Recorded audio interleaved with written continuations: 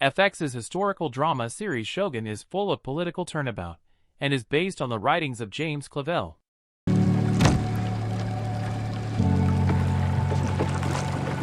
It centers on the ascent of Yoshi Toranaga, a cunning tactician, who frequently stays one step ahead of his adversaries, in this case Ishido Kazunari. But based on the show, it appears that Toranaga has the capacity to see right through men's outward appearances, and discern their true ASP operations and abilities. Toranaga is skilled at using a man's strength when and where it will most likely benefit him. The majority of samurai highly respect this kind of acknowledgement and confirmation, because here is a leader who doesn't consider his men disposable pawns of the war. Instead, he considers them more human than others. Such recognition makes these warriors extremely loyal to Toranaga's cause. One of the loyal samurai and his band is Tobundo Hiratsu, whose character is loosely based on a real-life warrior Hosokawa Totoki. But even though Buntaro had a lot of celebrated victories to his name, his fame was overshadowed by his immensely popular wife, Hosokawa Gracia, portrayed as Toda Mariko in the series. Religion has been one of the central themes in the FX Shogun series.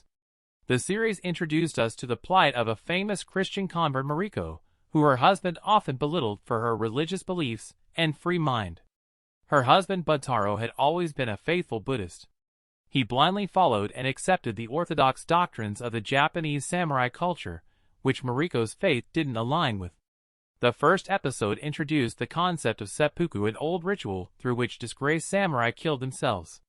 Tadashi, a warrior loyal to Toranaga, crossed the line and tainted his lord's honor in front of the 5 regions, because of which he declared Zuku.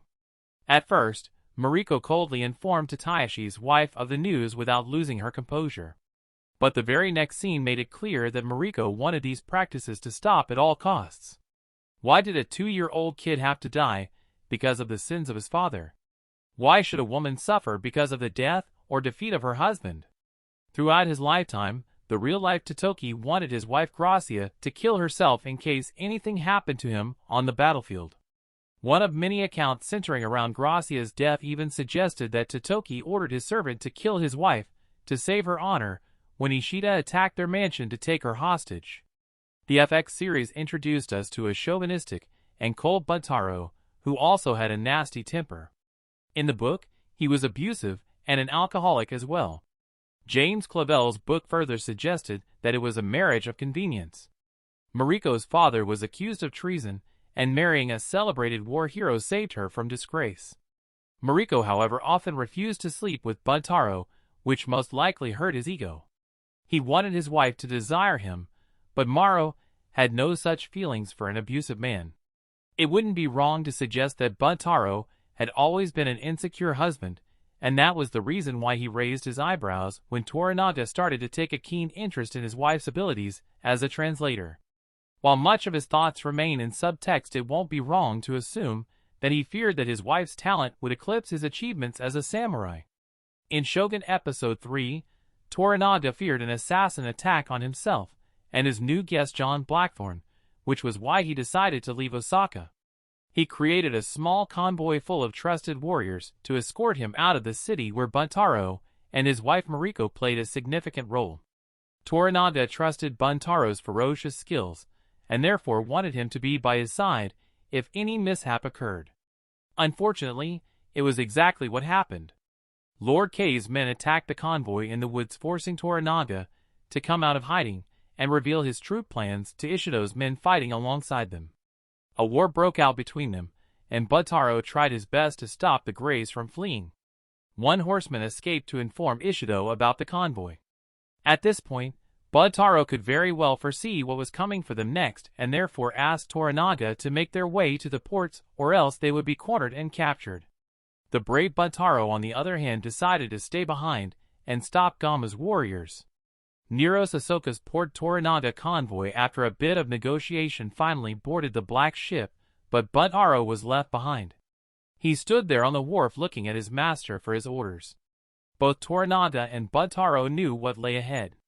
The Great of Rai had surrounded him from all 3 sides, and there was no way out for the brave warrior. A loud cry from Toranaga made it clear to Buntaro that his master had been indebted to him for his loyalty and sacrifice. Buntaro didn't waste a moment, and unleashed his blade on his enemies, with all the might he could conjure up. The ending of Shogun Episode 3 suggested that Buntaro died at the hands of his enemies, but that wasn't the case in James Clavell's book.